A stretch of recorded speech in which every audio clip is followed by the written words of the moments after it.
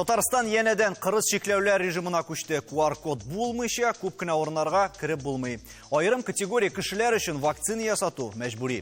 Халық тұрмыш күн күрішінде нәрселер өзгереше. Эфирда таяну нұқтасы тапшыруы студияда Алмазға фият вейсемісіз. Хайырлы кеш мұқтарам қонақлар, дұрыстында соңғы орада ең көп сөйленілер тұрған тема. Енді біз бір атна дәуамында қазір яңа режимда яшайбыз. Винарис, мене неше бұл әлігі шеклеулерде яшау? Бір ел ілік ұшырашқан еді, қазір шуның қабатлануы ма бұл? Білесің, біз уже бір ел вроде аяққа баса башладық, қазір яңанан бізді кистілер. Bir нәрсе де айтып табылмай, кистілер, шынан да кистілер. Мәселен, кіші келмей. Менің банкетный зал бетінде, банкетный залда менің заказлар да бары. 90 кіші болғанда заказ, 60 кіші гіне қала. 50 кіші гіне қала. 40 кіші болса, 20 кішіге қайсы бірсі вообще отказ берелер енді. Біз нешік ішлерге тиішбіз. Там кіші оптыры әлі келерге ме юқ мұ деп қазір қорқу да бар. QR-кодсыз кіртірлер ме юқ мұ әлі бұлған ұшырақта да көбірек үйде отыралардар. Сырылар, біз айтабыз QR-код білен келерге тиішбіз. Хамнақ мұна шул қызмет көрсету, тұқлану үлкелері айырыша зиян көрді. Солтан, сіз өзіңізде енді сездіңіз ме мұны? Дұрыстан да сездік. Біз енді дүшенбіден башлап шул система бойынша әшлебіз. Біздің сатулар 50%-қа кемеді. Шул бірінші күннен үк. Анарсы енді біз тегі тұрышабыз, біз яқтан тегі кішілерге доставка тұрында ішілері көбірек доставкаға жіберіге, шынке біз доставкада ештірабыз. Ләкин бар бір тегі бірінші күнненлікті қобызып жібері болмай, хам шулық уровенеға, шулық дәрежеге шыға болмай. Шоңа көре, біз енді көреміз қойсы бір кафелар, алар тегі бір нәрсе өзгермейін көбі кішілер. Андылар бар, но біз енді тегі Халел кафе боларак, татарлар, мұсылман боларак, нешік тәртеуі бойынша әшлерге тұрышабыз. Шоңа көре, біз өзіміздің, ненде біздің кемшілік, өзіміздің нешік кемшілігіміз бар, нәрсе ішлей алабыз, ішлейбіз біз алатыласа. Но бұлай ойлап қараса енді бір ойға созылса, бұл хәл қиынырақ болыр, нендедір тегіне. Қиын болыр да, хаминді нендедір теге доп, поддержка керек болашақ енді. Бір ел әлік мұндай қалға ұшырадығыз. Қазір шулай сіз маңа әзір идегіз ме көпмедір дәрежеде? Шынки біліп болмай бет эпидемиология халіне республикада да, илде де, міне көпмедір дәрежеде қазір әкірінләп ұзғанынан собақлар алдық деп айта аласыз ма?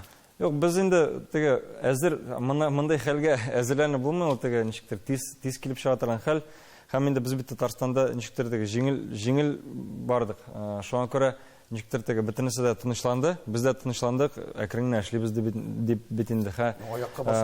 Шоған көре тігі хал ауырағы, 10% ауырағы, бұл хал жеңілірек, ләкин бары бір көп ме дауым болыр.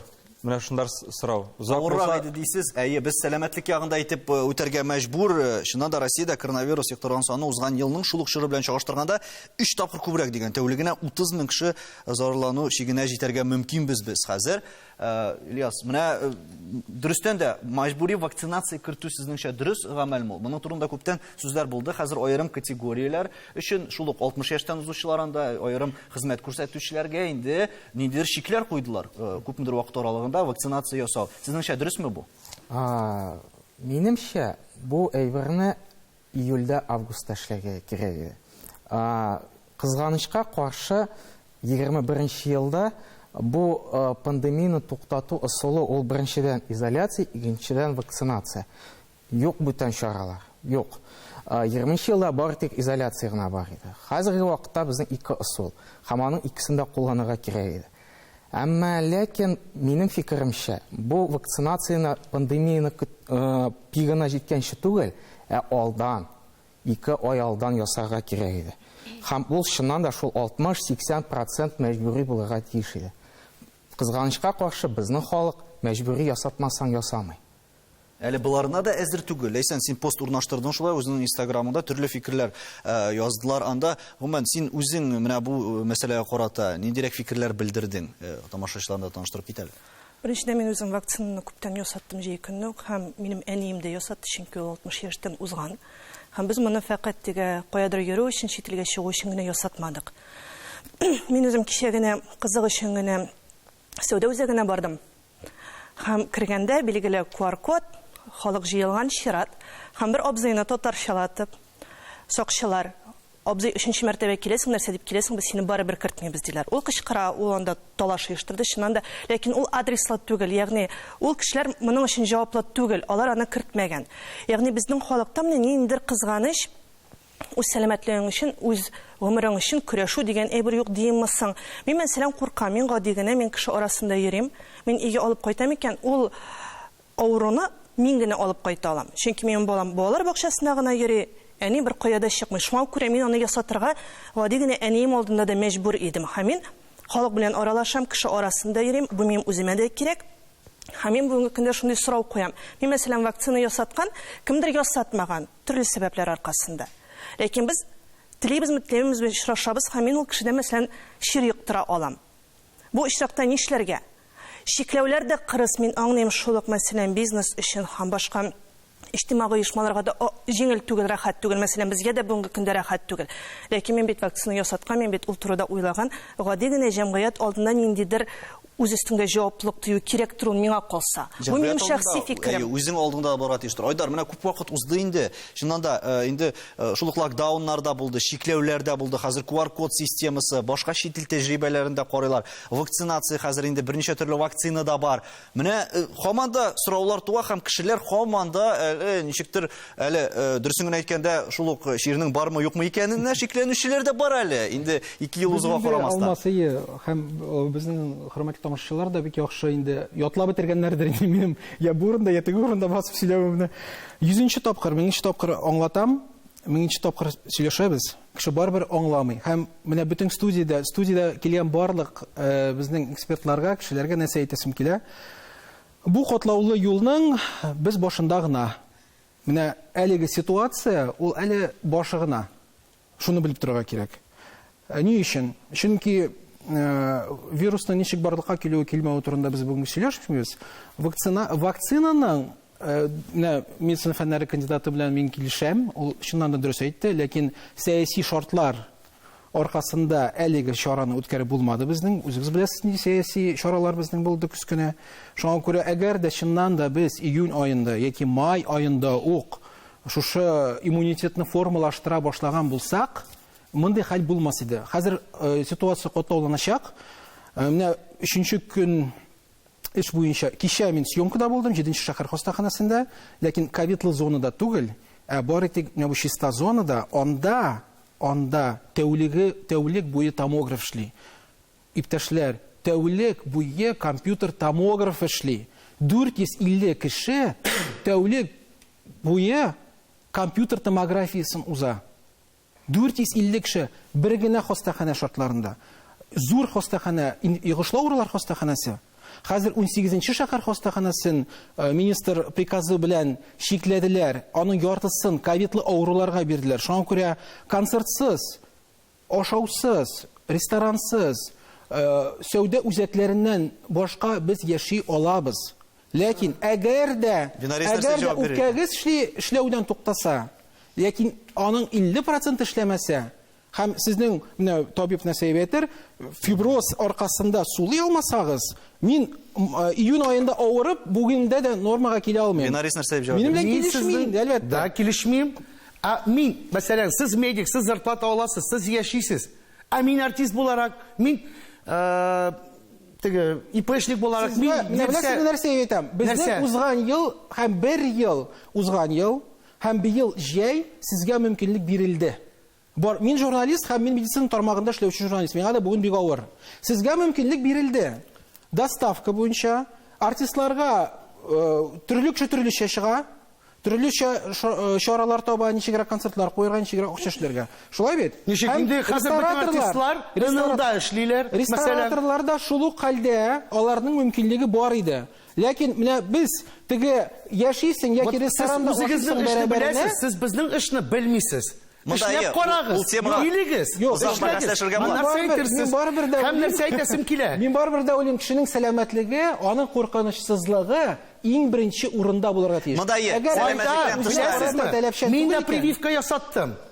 Бик яхшы. Ник сез чөнки бер ел элек ясарга кушмадыгыз? Хәзер сез насильно прямо. Туктагыз. Мин генә түгел, гомумән барлык Мин общий дип җәмәгатьчелек әйтәм. һәм дәүләт исәбендә прививкагыз булышмый. прививкага узган Булышмый. елда биреле чакыра Һәм башлады. тагын бер момент бар монда. Мәсәлән, булды. Инде соңгы Прививка чиккә куйгач, җиткәнче ики кешеләр мәртәбә ни өчендер әле операция барыбер ясаттылар. Узган елда биреле чакыра. тотынмыйлар бу эшкә. Югыйсә, менә ни өчен безнең ахыр чиккә җитеп, шул ук МФЦларда кеше җыела башлады хәзер.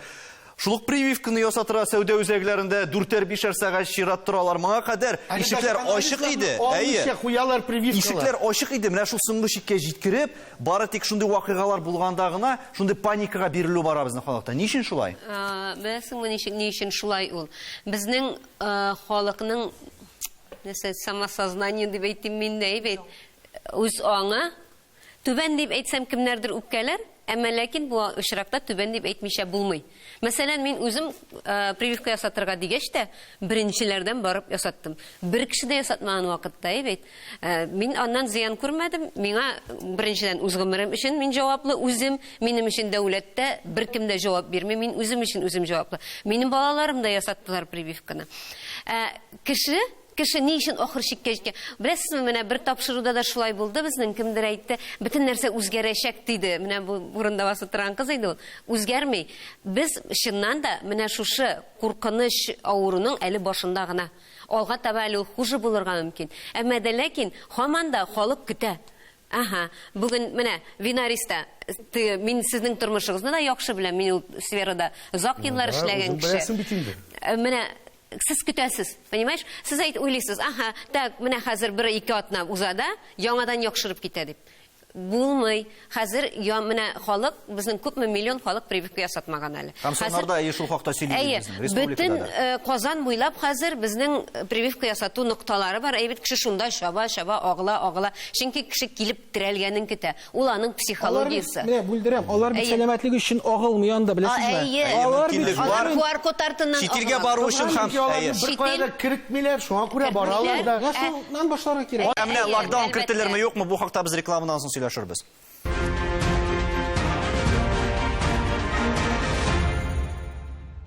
Татарстан Яңа Гасыр телеканалында Таяны нокта тапшыруы. Монда беренче өлештә QR-кодлар ковид турында сөйләшә башлаган идек. Әлбәттә, 2 лагерьга бүленә. Бу очракта инде элек тә шулай иде ул. Кемдер каршы түгел. Хәзер әле бигрәк тә менә кемдер әлеге чаралардан зыян күрә, кемдер сәламәтлеге турында уйлый, кемдер инде шулай ук үзенең гаиләсен туендырырга мәҗбүр. Султан, чыннан да менә син әйттең, башка төрле ниндер альтернатив чаралар кулланып була дип. Шул ук локдаун кирсә, хәзер тагын шул ук узак вакытка инде булай да узган елгы вакыйгалардан соң күп кенә менә шул бизнес өлкәсендә эшләүчеләрнең эше бөтенләй бетте диярлек. Менә ничек тагын нинди чыгуйларны эзләргә һәм нәрсәгә әзер булырга? Юк, дөрестән безнең күп иптәшләребез ябылып калдылар. Бетте кафелары юк, рестораннары юк, кайсы бер кешеләрнең анда. Ну, төрлечә инде, һәрберсенең төрлечә. Монда ике ягы да бар. Бер яктан исәнлек турында уйларга кирәк. Шуңа күрә без теге, кычкырып, теге безгә ашамый дип ничектер, алай кылана алмыйбыз, чөнки үзебез шул ук кешеләр. Biz bir яктан эшмәкәрләр, бүтән яктан үзебез шулай кафега йөртергән кешеләр. Шуңа күрә бер яктан гаилә турында да уйлыйсың, үзең турында да уйлыйсың. Икенче яктан шу авырлыгы бар инде. Безнең әле хәзер бит кертеләр. Һәрбер эшләүче, менә безнең кафеларда һәрбер эшләүче вакцина кулланырга тиеш. Сез ресторанның эшләүчеләрен карасагыз, ул бит теге университетта кайсы берселәр барында 20-30% университетта укый торган җегетләр, кызлар, кайсы берселәр алар вакцина вообще ясыйлар килми. Син аларны нәрсә без теге кулларына тотып алып барыйк мәллә нигә поликлиника. Шуңа күрә безнең кафеда күп эшләүче эшсез дә калырга мөмкин. Менә шул кыенлыгы да бар. Булай альтернативалар турында әйтсәк инде, иң көчле эшмәкәрләр исән-сау булып калырлар. Кем теге бизнес белән, аның 1-2 бизнесы булса, эше бизнесы булса, бизнеслар ябылып калырлар, шул бер эштә генә калырлар. Ничектер шулай дип уйлыйм мин. Әле бу ковид ситуациясендә локдауннарда кайчанга кадәр дәвам итәр чикләүләр, кайчанга кадәр шулар билгесез. Соннарга игътибар итик, бер тәүлектә Татарстанда инде 100 кешедән артып китә, үлүчеләр саны барлыгы 1000 кешегә якынлаша. Кемдер килешә бу саннар белән, кемдер инде шикләнеп карый, хастаханәләр тулган. Ильяс, чыннан да чынлыкта, чынбарлыкта хәлләр ничегрәк һәм бу саннар дөреслекне чагылдырамы сезнеңчә? Хәзерге хәл шушы ел ярым дәврендәге иң авыр хәле. Башында да алай түгел иде, 1 ел элек тә алай түгел иде. Хәзер чыннан да иң авыр. Ул бит авыруларына ширләми, ул бит табиблар да ширли, медсестралар да ширли. һәм аларны даваларга кеше юк. Менә бүген яңалыклардан күрдем, безнең министр Мурашко пенсионерларны вакцина ясатып эшкә чыгыгыз дип чакырды. Димәк, эшләргә кеше юк. Бу реаль рәвештә, реаль ситуация. Һәм чыннан да больницалар тулган.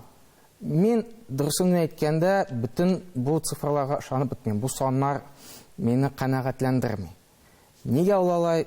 Һәрбернең үз фикере бар. Монда вакцина ясатып та әле ул гарантия бирми, һәм менә Винарисның мәсәлән чырагы, ул шулай ук күрсәтми. Монда ниндидер барыбер урталык бармы? Чөнки әле вакцина һаман да әле тулаем тикшерүләр узмаган, ул төрлечә үзен күрсәтергә мөмкин, яңа штаммнар чыга диләр. Менә ничек тотарга үзеңне? Кешеләр бит инде нәкъ менә гарантия бирмәүдә аларны вакцина ясатмауга этәрә. Аңладым. Беренчедән, әлбәттә, кеше тикшеренергә тиеш. Минем әти вакцина ясатыр алдыннан бөтен УЗИлар ясатып, анализлар биреп, табиблар белән киңәшләшү. Әлбәттә, яхшы табиблар хәзер дефицит. Сезгә ләкмәгәндер алар. Хәзер шадлар. Нишлисәң? Икенчедән, вакцина ясатып, осложнениялар алу, ул беркем дә аны булмый дими. Ул булырга мөмкин һәм ал билгеле. Ник обязывать кешеләрне? Вот на аң турында минем мындай фикер. Без менә берничә көн элек фикер алышкан идек табиблар белән. Нигә? Менә бер ел элек вакцина юк иде. Кеше Бер ел элек бар иде. Бар иде, чыккан иде. Юк иде. Бер ел элек. Юк иде әле. Юк иде әле. Ул январьда чыкты, декабрьдә кирде, январьда чыкты инде. Әмма июньдә чыкты ул. Чөнки мин беләм, минем әни 1 июньдә Кайчан башланды төгәл мәгълүмат кертелгән вакцинация чыкты ул уже. Без өлгермәдек әнигә куярга. Әни минем 1 июньдә үлде. РКБга ул вакцина килгән 3 июньдә гына. Ул 21 елда чыкты. 21 елда. Бүген сентябрь. Үзем әнине үзем җыйдым, беләм бит инде. Безгә врачлар такие әйттеләр. 3 июньдә булса, без аңа куябыз дип әйтте. Врач, РКБның Хайруллин исемле фамилия врач. Вакцинаның әле нәтиҗәлелеге турында сөйләшәбез. Ләкин Ләйсән, син ничек уйлыйсың? Менә бу мәҗбүриләү безнең халыкка кирәкме ул? Киресенчә, мәҗбүри дигәндә кешенең ниндирәк фикерләрен тууын без беләбез. Әгәр дә мәҗбүри исән, ул киресенчә бөтен юлларны эзләячәк, әлеге вакцинаны ясатмаска. Менә безнең психология бәлки шулай инде эшләгәндер. Син ничек уйлыйсың? Миңа калса, безнең халыкта бүгенге көндә хөкүмәткә карата ризасызлык белдерү нәкъ менә шул вакцина куйдырмауда чагалды. Ягъни ул вакцинаның эшләмәвенә ышанмый түгел. Ул курка, халык курка, яңадан менә безне нәрсәдер эшләтәләр, безне массалы рәвештә үтерергә җыйналар дигән менә шундый кызганыч фикерләр яши. Һәм менә булган менә шу бөтен ризасызлык бүгенге көндә, локдауннар һәм башкалар авырлыклар, алар менә шул чиккә китереп терәде безне. Ни өчен? Чөнки беренчедән моңа хәтле җыелып алдык. Бәйрәмнәр дә бик каты шаулатып, урамда дисеңме, биналарда дисеңме, без аларны шул хәтле шаулатып үткәреп килдек. Һәм шап итеп, билгеле бер сияси вакыйгалардан соң, сайлаулардан соң безне яңадан менә шул чиккә китереп териләр һәм бу халыкның менә ризасызлыгын белдерүен дип, бу миңа шулай күренә һәр хәлдә. Мин арасында шулай. Кешкенә кеше авыртына башлады, үлә башлады. Анда 19 числа кеше үлмәде. Әйбәт яшәделәр, ашадылар. Юк, шикләр булырга тиештер. Массалы күләм чараларны уздыралар. Аннары инде шул ук, мәсәлән, 20 кеше сыйдырышлы кафега кеше килә. Монда тигезлек. Хәзер дә булачаклар алар. Хәзер бөтен кеше банкетный залларда, ниләрдә булмаячак алар. Алар бөтенсе дә коттеджларга китәләр. Хәзер саны хәзер генә коттеджларда, которые налог түләмиләр, зарплата беркемләр түләмиләр, понимаешь? Алар акча эшлиләр, а без налог түлибез, аренда түлибез, кешеләргә зарплата официально түлибез. Без бит ул налогларны түләп, үзебезнең республиканы баятабыз бит. Шулай бит? Без әле сорауга җавап биреп бетермәдек. Менә бу шикләүләр турында һәм кемнәргә тагын бер кат искә төшерергә, кемнәргә ярамый ул вакцинаны ясатырга һәм шул ук бит әле кешеләр килеп ясатыргамы, миңа юкмы дигәндә сорау куя. Һәм монда да әле ничектер буталчыклар килеп чыга кебек. Карагыз, хәзер көндә карашлар үзгәреп тора. Классик рәвештә хроник ширләр обострение вакытында ясарга ярамый. Йөкле хатын-кызларга яңа гына рөхсәт бирергә җыйналар бугай ярамый иде. Һәм әлбәттә теге стабильный булмаган ширле кешеләргә ярамый. Күпчелек очракта онкология ширләрендә карарга кирәкме юкмы, чөнки бер яктан вакцина шикле, икенче яктан пациент больницага, хастаханәгә керергә тиеш, һәм анда чирләргә ул онкологиядан үлү түгел, ә ковидтан үлеп китү вакыйгасы бар. Шуңа күрә һәр вакытта да уйларга кирәк. Массалы, Айдар, синеңчә, вакцинация ясату кирәкме? Хәзер менә шуңа таба бара кебек түгелме хәлләр? Ничек уйлыйсың? Беләсезме, менә без кашан бер ай элек тапшырын эшләгән ик, шулай бит мин катнаштым.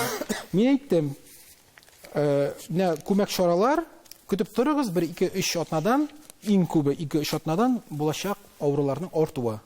Менә рәхим итегез. Бу бер. Икенчедән, массалы кеше үзе аңларга тиеш. Менә бу коллектив иммунитет дип әйтәбез, шулай бит инде. Ул берничек тә барлыкка килми үзеннән үзе. Чөнки бу авыру билгесез авыру. Чыннан да аның килеп чыгышы безгә билгесез. Шуңа күрә вакцинация мәҗбүри булырга тиеш түгел. Бу мин моны белән килешәм. Мәҗбүри ясатырга ярамый, ләкин кеше менә шулай үз-үзен тота икән. Ул битараф үзенә карый икән, үзенә генә түгел.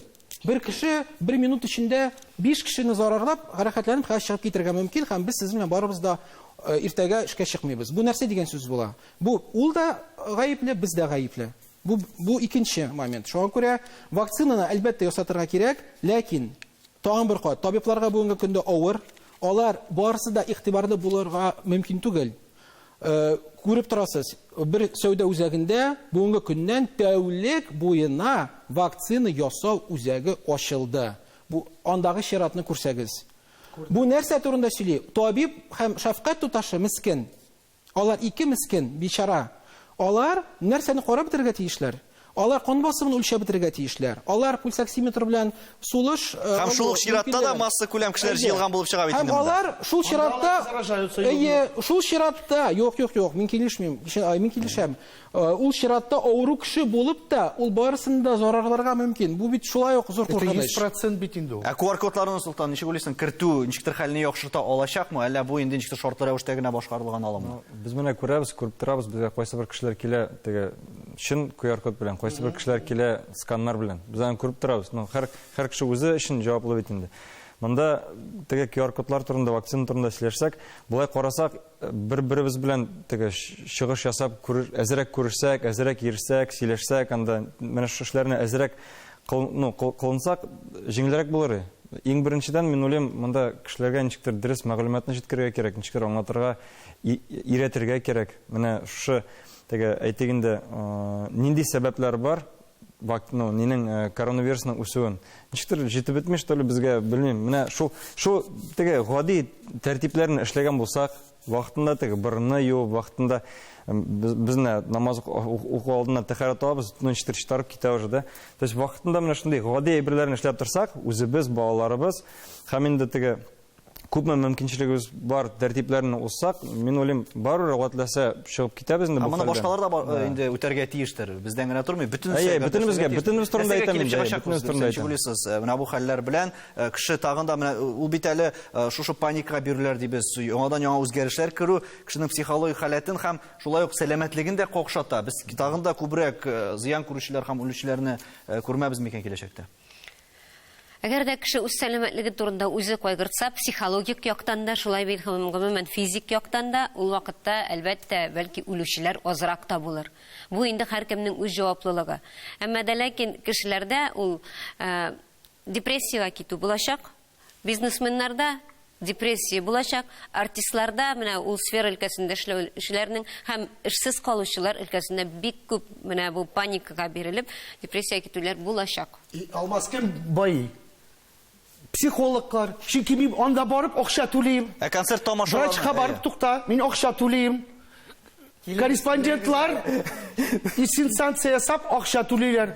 Ә без опять утырабыз. Мин мәсәлән җырчы буларак кая чыгалам мин? Бер каяда ресторанга кеше килми. Мин эшләргә тиешмен. Монда үлчәүнең бер ягында акча һәм сәламәтлек була инде. Моның турында күп сөйләшергә була. Минем, конечно, вес нормальный, мин әле ярты елга может түзәрмен. Иң мөһиме юмор хисен югалтмаса кирәк. Асылдан. Ләйсән, халыкның сәламәтлеген саклап калуда. Менә бу очракта нәрсә той ноктасы булып тора синеңчә? Мин шундыйсын гына әйткән, мин концертларга һәм башка җирләргә йөрмичә тора алам, ләкин минем җир астында ятасым килми. һәм минем бөтен кешене, туганнарымны, Әмма якыннарымны, Юк һәм да. башкаларны минем исән-сау килеш күрәсем килә, чөнки минем исән-сау килеш менә шул концертларга барасым килә. Шуңа күрә иң беренче чиратта үз-үзеңне сакларга кирәктер. Кешеләр хәзер дөрестән дә яңа шартларда яшәргә мәҗбүр, ләкин үз сәламәтлегебезне дөрес әйткәнчә үзебез сакласак иде дигән теләктә саубуллашабыз. Исәнлектә күрешергә язсын.